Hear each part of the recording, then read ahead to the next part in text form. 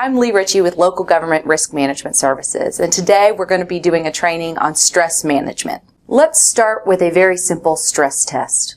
What you see on the screen are two identical dolphins, two beautiful creatures of the water. In a very scientific, highly monitored study, researchers found that individuals who saw more than 2 differences between the identical dolphins were experiencing high levels of stress. The more so, the more differences they saw between the two dolphins. Are you seeing any differences between the dolphins? Are we in the right training? All right, let's begin. Let's look at some statistics on how stress affects us. 43% of all adults suffer adverse health effects from stress. It's linked to 75 to 90% of all physicians' office visits, and it's linked to the 6 leading causes of deaths for Americans. Any guesses as to what those are? Cancer, heart disease, accidents, suicides, cirrhosis, and lung ailments. It's linked to all 6 of those. And the Occupational and Safety Health Administration has declared stress a hazard in the workplace. The National Safety Council has said that 93% of all worksite accidents are the result of human error. Because a lot of times, stress is about not where your hands are, but where your head is, and you're not focusing on the task at hand. 47% of adults surveyed said that they didn't take their vacation time.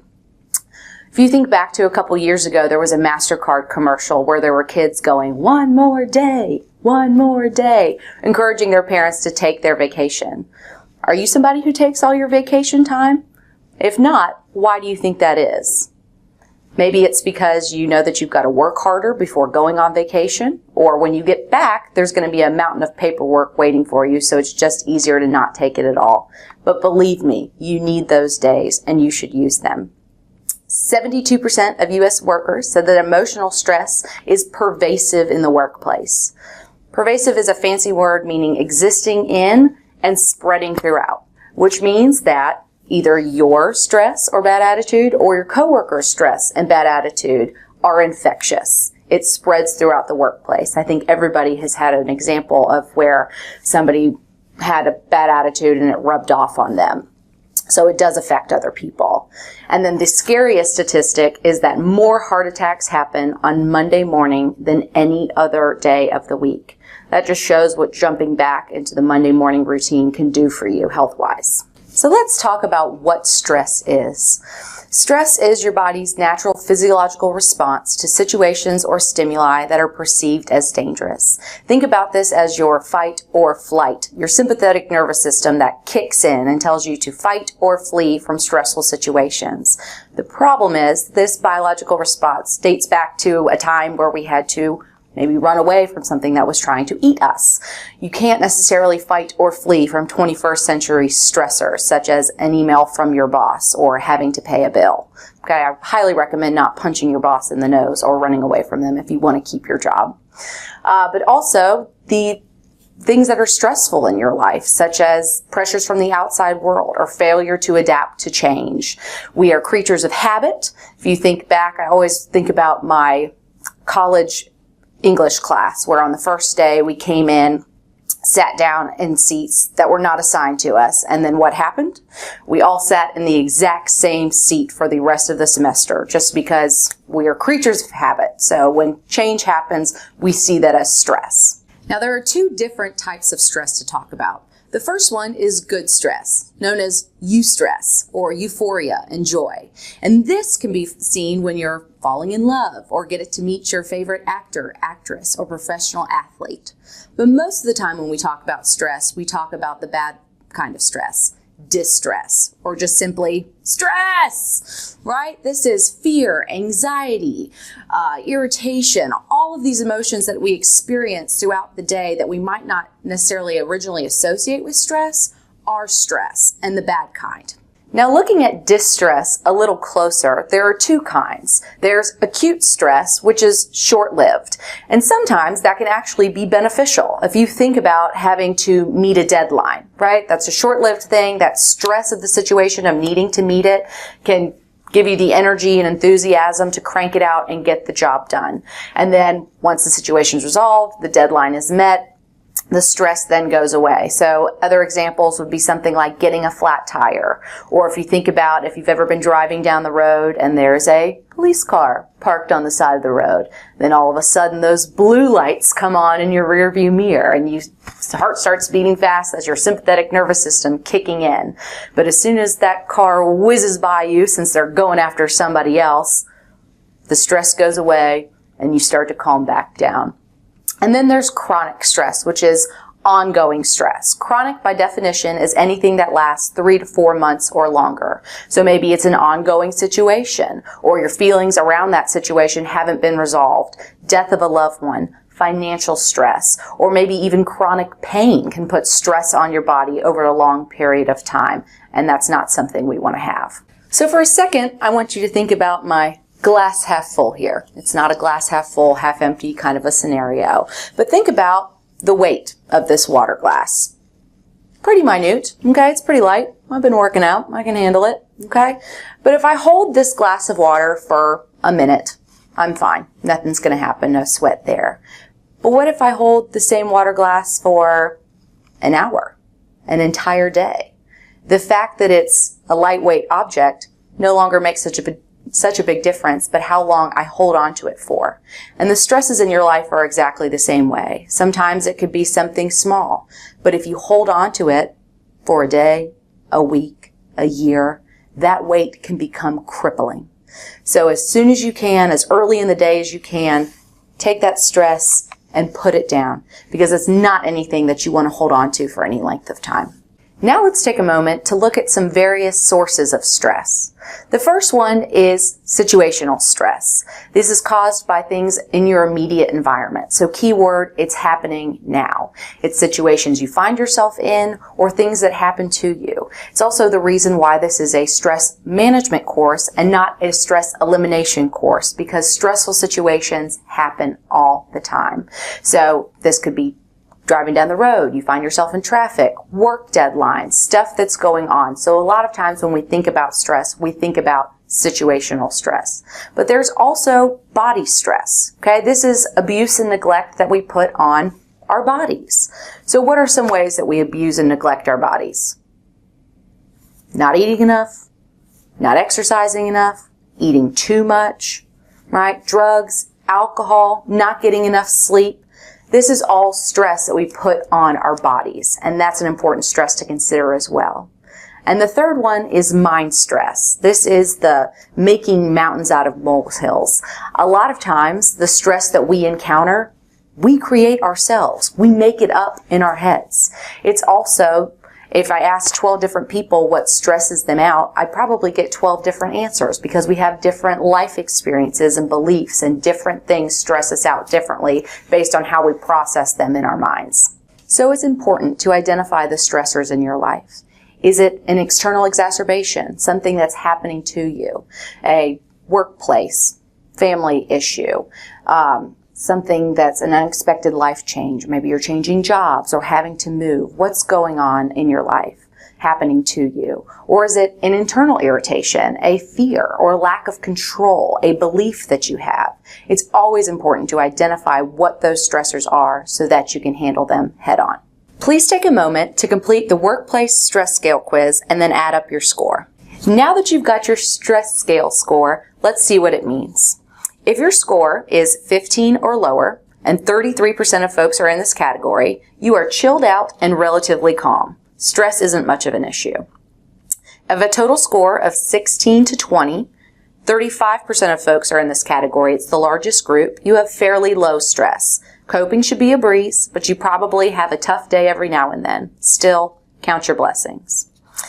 Your total score is 21 to 25, 21% of folks. This is moderate stress. Some things about your job are likely to be pretty stressful, but probably not much more than most people experience and are able to cope with.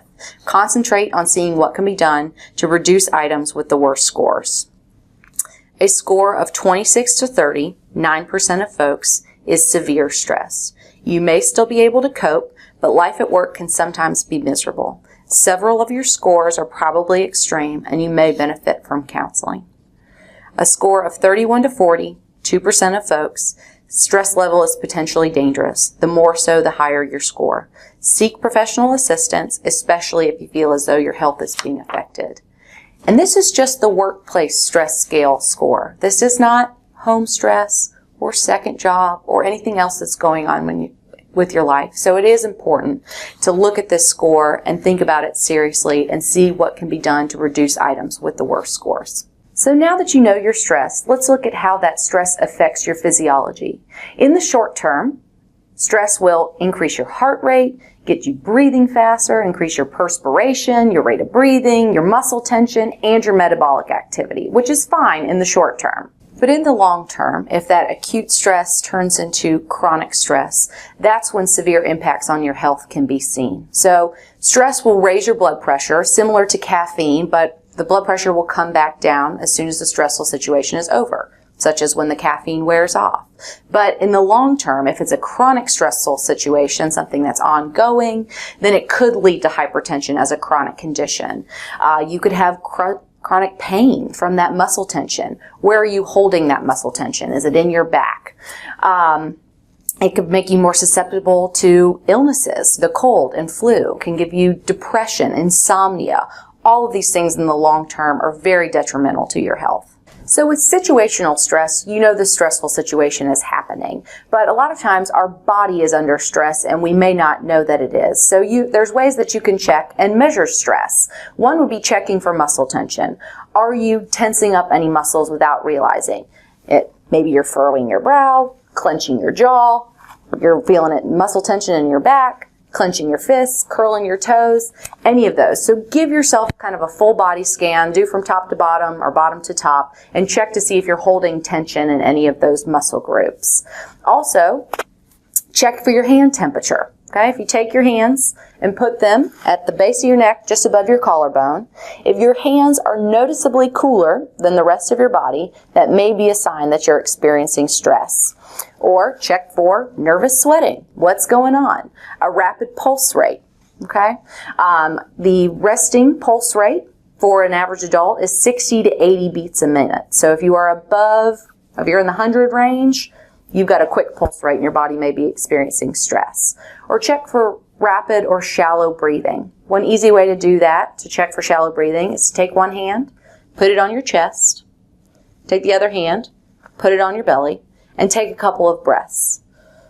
If you feel your chest hand raise before your belly hand, that's a sign that you're doing shallow breaths and you're experiencing stress. You want that belly hand to raise first.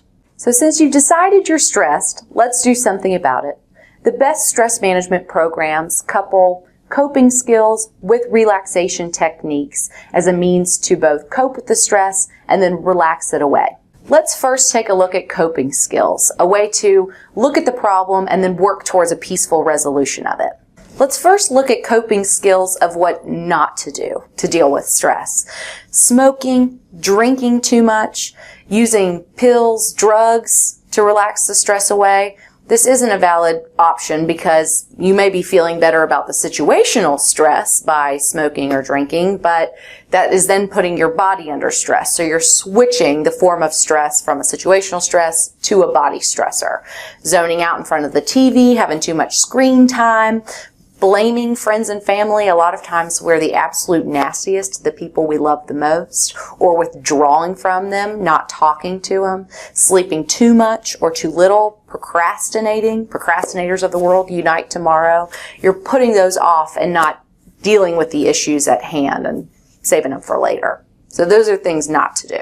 So let's look at some ways you can cope with stress. The first one is to eat breakfast, which may seem like a weird thing to have in a stress management course, but it's because our bodies are incredible hoarders of fat. And when you don't eat, your body goes into a starvation mode. Your blood sugar drops. Then when lunch comes around and you eat, your body goes, oh, thank God, it's feeding me, and takes all of those calories and stores them like a squirrel gathering nuts for winter and holds on to them. So that, again, putting excess stress on your body. You also want to make sure to limit your caffeinated beverages, okay? Especially if you're somebody who already has high blood pressure. We talked about how Stress will raise your blood pressure. They will go away once the stressful situation is going. But if you're somebody who already has high blood pressure and a stressful situation happens and you've got caffeine that's putting your blood pressure up as well, you could get up into the hypertensive crisis mode pretty quickly. As much as you can, allow yourself to not do everything perfectly. Okay, you might not want to give this advice to your open heart surgeon before going in on the table, but this is about not sweating the small stuff. Is it going to matter 5 minutes from now, 5 hours from now, 5 days from now? And if it's not going to matter in the big picture, let that stuff go. And as much as you can, do one thing at a time. Set your priorities. Because a lot of times stress comes when you're starting on one project and then, something else is going on over here, something else keeps popping up, and all of a sudden you've got 3 projects going or more at the same time, and you're stressed out because nothing's getting done. Do one item, cross it off the list, and keep it moving. If you're able to, reduce the noise level in your environment. Think if you're in a car trying to find somewhere based on directions. Siri, you wanted to go to Walmart, somehow you've ended up in a subdivision, okay? All of a sudden, because of that stressful situation trying to find where you're going, the radio that you didn't even realize was on is now glaringly loud. So sometimes just noises in our environment can add to the stress of a situation. You also want to seek out people at work that you enjoy, okay? You don't have to like everybody. You just have to be civil with them. But in order to make your environment better, seek out the people at work that you like. Try not to take work home or on breaks, which sometimes is easier said than done, especially in the day of smartphones. But as a personal example, work gave me a phone and said, if you'd like, you could use this as your personal phone, which at first sounded like a fabulous idea because get rid of a cell phone bill every month. But once I took a moment to think about it some more, I started thinking, do I really want to have work with me all the time? And that answer was no. So on the weekends, that phone stays on the bedside table until Monday morning. You also want to make sure that you take breaks. A lunch break is key, okay? And make sure it's away from your desk. A lot of times we'll sit and just work through lunch, but even if you can't take the full half hour or hour that you're allotted, take 10 minutes. Get up. Do something else. Drink a lot of water throughout the day, so you've got to get up and go to the restroom. You need those mental breaks throughout the day. You also want to make sure that you're giving yourself positive feedback. Again, we tend to be our harshest critics, so make sure that you are taking the time to give yourself a pat on the back when you do something right. You also want to be assertive. Now that's not aggressive, it's not passive, and it's not passive aggressive. Being assertive just means to state what you're feeling. A lot of times stress happens because we let stuff bottle up in us. But saying, I think, I know, I feel, I want, letting those emotions out there, letting people know what you're feeling can help relieve some of that stress of keeping it in. Okay? Find people that are emotionally supportive, that you can talk to and lean on. A great way to relieve stress is to allow yourself 15 extra minutes to get to appointments. Has anybody ever been running late at any point in their life? What happens when you're running late? You hit every red light. You get behind every school bus or log truck, okay? Those things happen, and that stress just builds on top of that. So if you give yourself 15 extra minutes on the front end, you can hit every red light and every school bus and still not experiencing the stress level. So you're just taking that off the table.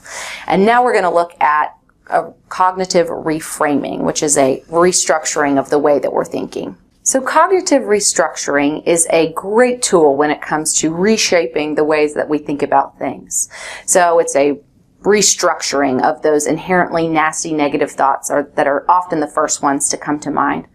I heard a story on the radio not too long ago about a pastor who did a sermon for his congregation talking about bad attitudes and how we all have them and how, for whatever reason, we just tend to be nasty, negative people. A lot of times when something happens to us, the first thing that pops to mind isn't a happy thought, it's a negative thought or a critical thought. And, it's the why me's of the world. Complain, complain, complain.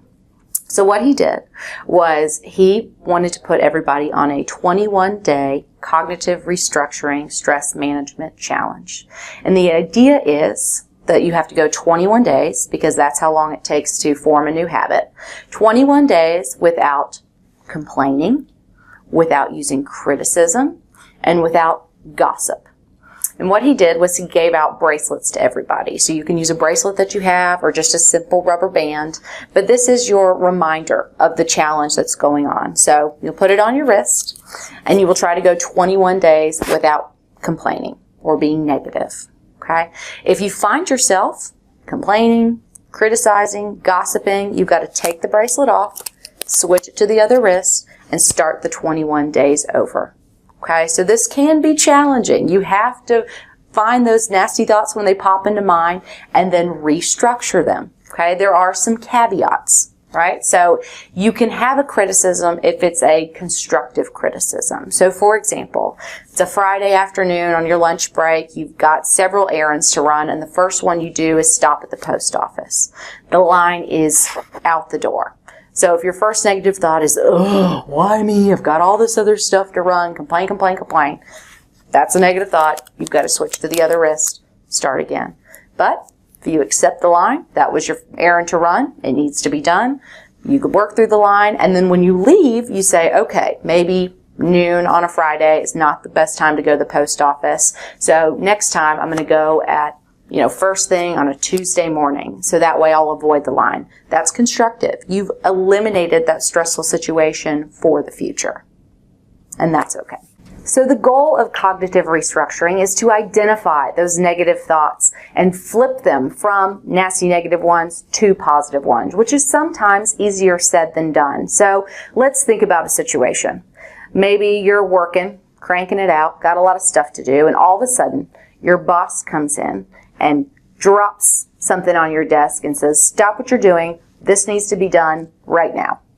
What's the first thought that comes to mind? Fists of fury. Why me? Okay, can't he give it to Sally over there who's just filing her nails? I've got work to do. I'm busy. Why are you dumping this extra work on me? Okay, that's a negative thought. That doesn't help anything. The work still needs to be done by end of day or whatever the deadline was. So nothing about that complaining fixes anything. So you can stop that negative thought. Okay, that's not going to help you. And switch it to a positive. So how could you turn that extra work into a positive?